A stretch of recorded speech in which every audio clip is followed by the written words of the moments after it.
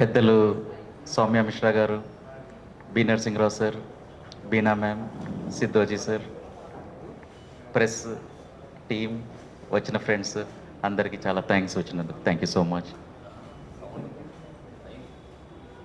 ఈ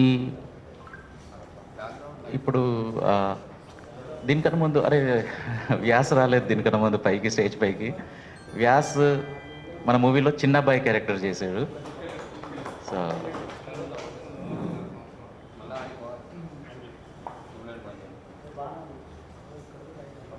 సో వ్యాస్ గురించి స్పెషల్ ఏంటంటే ఒక ఒక 15-16 సంవత్సరాలు పీడీ యాక్ట్ కింద దీని కింద ప్రిజన్ లోపలికి వెళ్ళాడు, మళ్ళీ బయటకు వచ్చాడు.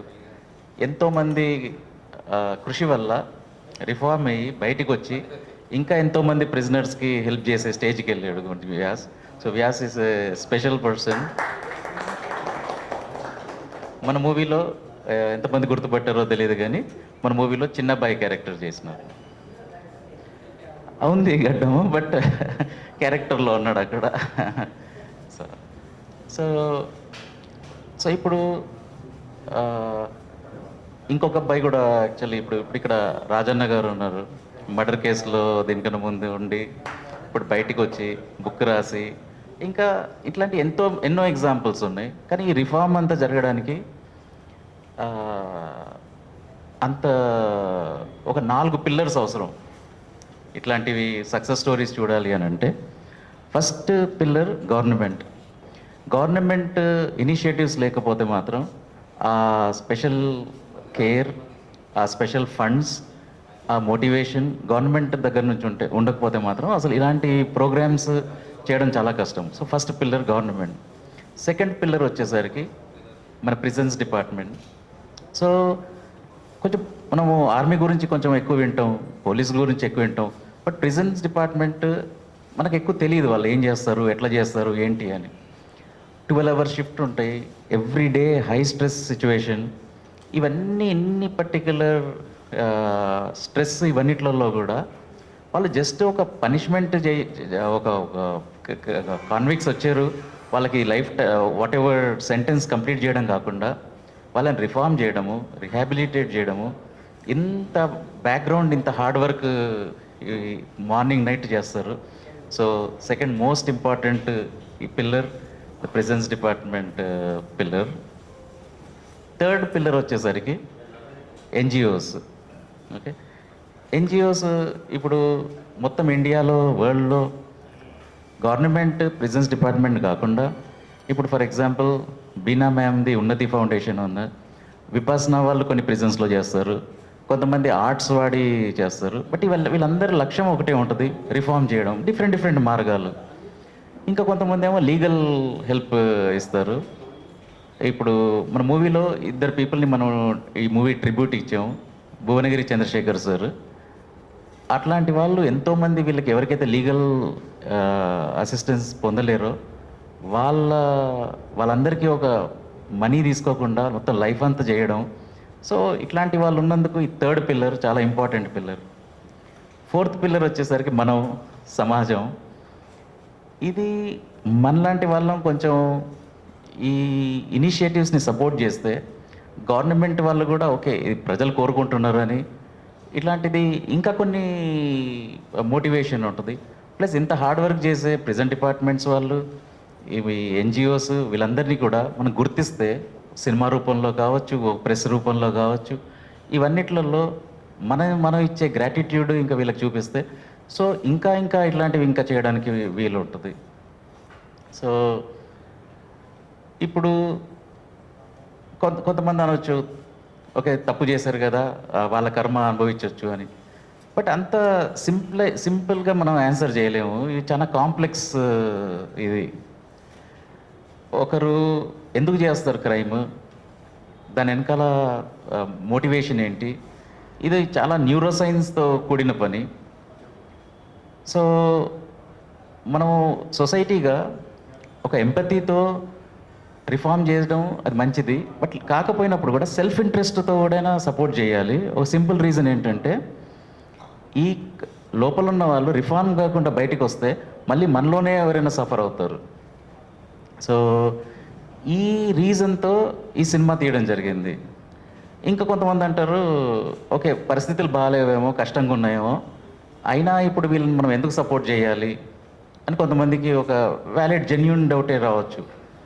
కాకపోతే ఏంటంటే మనం ఎక్కడ కూడా ఈ సినిమాలో క్రైమ్ జస్టిఫై చేయలేదు. వాళ్ళు చేసింది ఎంత బ్యాక్గ్రౌండ్ ఏదన్నా కూడా, ఎన్ని కష్టాల నుంచి ఉన్నా కూడా క్రైమ్ పార్ట్ ఎక్కడ కూడా మనం జస్టిఫై చేయలేదు.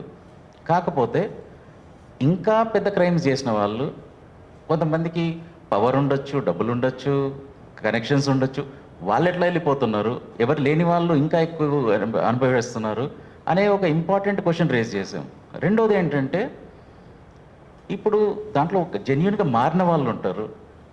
ఆ మారిన వాళ్ళకి కొంచెం రెమిషన్ ఇవ్వడము, కొంచెం సెంటెన్స్ తక్కువ చేయడము, ఇలాంటి అంశాలు కూడా మనం మూవీలో డిస్కస్ చేసాము. దీనికి ఇప్పుడు మన మైథాలజీలో చూసుకున్నా కూడా వాల్మీకి లాంటి వాళ్ళు ఒక బోయవాడుండి ఒక దొంగలాగుండి ట్రాన్స్ఫార్మ్ అవుతాడు అని మన దగ్గర ఉన్నాయి. నెక్స్ట్ బుద్ధిస్ట్ టెక్స్ట్ చూసుకుంటే అంగుళీమాల ఎగ్జాంపుల్ ఉంది.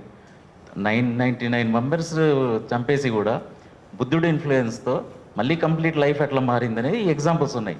సరే ఈ ఎగ్జాంపుల్స్ అది బుక్స్ అనుకుందాం, నిజమవుతుందో కాకపోయినా మనకి వ్యాస్, రాజన్న, ఇక్కడ ఎంతోమంది ఇట్లాంటి ఎగ్జాంపుల్స్ మనకి లైవ్గా చూస్తున్నాం. సో ఈ చేంజ్ పాసిబుల్, కానీ చాలా కష్టము. బట్ దానికే ఈ ప్రొఫెషనల్స్ ఉన్నారు, దానికే ఇది ఉన్నారు, వాళ్ళు ఎట్లా చేస్తారు, ఎట్లా కష్టపడతారు అనేదే మనం ఒక చిన్న ట్రిబ్యూట్, ఇంత కష్టపడే వాళ్ళకి ఒకటి చేయడానికి ఒక ఫిల్మ్ ఇది. సో ఇంకొకటి చూసేసరికి ఇప్పుడు ఇలాంటి ఫిల్మ్స్ తీయడం చాలా కష్టం. ప్రొడ్యూసర్స్ ముందుకు రారు, యాక్టర్స్ ఇట్లాంటివి చేయడానికి పెద్ద ఇంట్రెస్ట్ చూపించారు. అయినా కిందో మీదో పడి ఒక సినిమా తీసాం. సినిమా తీసిన తర్వాత మళ్ళీ దాన్ని పుష్ చేయడము, మార్కెటింగ్ చేయడం, ఎంతమంది మనకి హెల్ప్ చేసినా కూడా ఒక చాలా పెద్ద కష్టమైన పని. నేను ఇండస్ట్రీ నుంచి బయట నుంచి ఉన్నవాడిని. 5 సినిమాలు తీసాను ఇప్పటి వరకు, 5 సినిమాలు రాశాను, ప్రొడ్యూస్ చేశాను, 3 సినిమాలు డైరెక్ట్ చేశాను. మల్లేశం, దాని తర్వాత 8 AM మెట్రో, మళ్ళీ ఇప్పుడు 23. ఈ 3 సినిమాలు చేసినప్పటికీ కూడా ఈ 3వ సినిమాకి చాలా కష్టమైంది ముందుకు తీసుకెళ్ళడానికి. ఎందుకంటే యాక్టర్స్ కొత్త పిల్లలు, మనకి యాక్టర్స్ ఎవరు దొరకలేదు, రికగ్నైజ్డ్ యాక్టర్స్. సో ఇన్ని కష్టాలు ఉన్నా కూడా లాస్ట్కి ఒకసారి అసలు మనం మార్కెట్ చేయలేనప్పుడు ఒక హెల్ప్లెస్నెస్కి వస్తాం. అసలు ఇంకా సినిమా చేయలేము, ఇది కంప్లీట్ చేయలేము, ముందుకు తీసుకెళ్ళలేము అని. సో మనకి కొంచెం ప్రివిలేజెస్ ఉండి ఒక కొన్ని సేవింగ్స్ ఉన్నాయి, మన సేవింగ్స్ అన్నీ పెట్టి ఒక సినిమా తీసినా కూడా ఇంత కష్టం అవుతే ఈ బేసిక్ ప్రివిలేజెస్ లేని వాళ్ళకి ఇంకా ఎంత కష్టం కావాలి. ఆ క్రైమ్లో ఉన్న వాళ్ళకి ఆ ఒక్క కొంచెం ఎంపతి అనేది మనం కొంచెం బిల్డ్ చేసుకుంటే అది వాళ్ళకి బెనిఫిట్, మనకి బెనిఫిట్, సొసైటీలో ఉన్న వాళ్ళ బెనిఫిట్. ఇంకొకటి ఏంటంటే ఒక మూవీ స్టార్ట్ చేసే ముందు మనం టార్గెట్ ఆడియన్స్ ఎవరు అని పెట్టుకుంటాం. మల్లేశం అప్పుడు టార్గెట్ ఆడియన్స్ అప్పుడు కొంతమంది ఇంటర్మీడియట్ పిల్లలు, 10th పిల్లలు ఫెయిల్ అవుతున్నారని వాళ్ళకే టార్గెట్ ఆడియన్స్ పెట్టుకున్నా. సరే 6th గ్రేడ్ అబ్బాయి ఫెయిల్ అయ్యి ఇంత పెద్ద పద్మశ్రీ తెచ్చుకుంటే మనకేముంది, ఫెయిల్ అయినా ఇంకొకటి చేసుకోవచ్చు, ఏదో ఉంటుంది అని ఒక మోటివేషన్ ఉంటుందని తీసిన సినిమా. అదృష్టంశాత్తు అది కొంత వాళ్ళకే కాకుండా ఇంకా కొంతమందికి వెళ్ళింది. అది ఎప్పుడు సంతోషమైన విషయం. 8 AM మెట్రో తీసినప్పుడు కోవిడ్లో ఎంతోమంది మనం అంతా కూడా కొంచెం మెంటల్ హెల్త్కి గురయ్యాం. సో అది కొంచెం అర్థమైంది కాబట్టి ఇంకా ఎక్కువ మెంటల్ హెల్త్ సఫర్ అయ్యే వాళ్ళకి ఏంటి సిచ్యువేషన్ అనేది సైకాలజిస్ట్లని, సైకాట్రిస్ట్ని కన్సల్ట్ చేసి తీసిన ఫిల్మ్ అది. అది మెంటల్ హెల్త్లో సఫర్ అవుతున్న వాళ్ళకి ఒక చిన్న డైలాగ్ కోసం తీసిన, వాళ్ళని రీచ్ కావాలనే సినిమా. అదేవిధంగా ఇప్పుడు 23 తీసిన సినిమాకి మెయిన్ ఉద్దేశం, దాని రీజన్ ప్రిజన్లో ఉన్న వాళ్ళకి తీసిన సినిమా ఇది. The core target audience of this film or the prisoners. So ఈ